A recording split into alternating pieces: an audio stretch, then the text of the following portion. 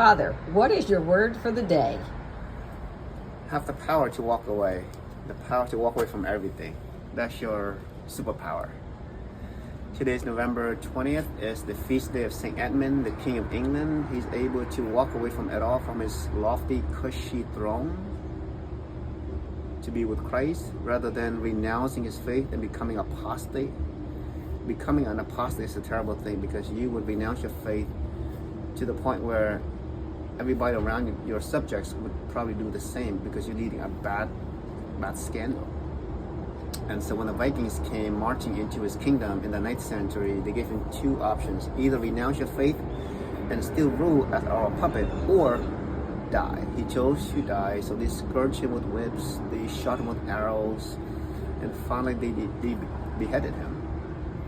And so he's the one who is teaching us to pray for this indomitable, fearless, powerful spirit to die for Christ. I got nothing to lose. I mean, St. Paul said, life is Christ and death is gain. If I'm living, I get to live for the kingdom, advance the kingdom. If I get to die, I get to die with Christ. As opposed to be in the world, conform to the world, making compromise and making and seeking approval and validation, so much so that you would lose your faith, renounce your faith, and then you would live in quiet desperation. That's a terrible state. You're living in a state where you are unhappy, dissatisfied, unfulfilled, and yet you would not have the courage to openly express it. You live in quiet desperation. It's a terrible life.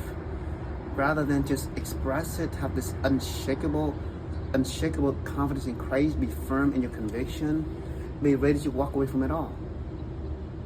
Life is Christ and death is gain. St. Edmund said, I'm not going to put my people to apostasy, because he lived John 15 verse 12, loving your neighbor. No one has greater love than this, to lay down one's life for one's friends. He's willing to lay down his life to lead a good example, to be with Christ. So have the power to walk away and never live in quiet desperation.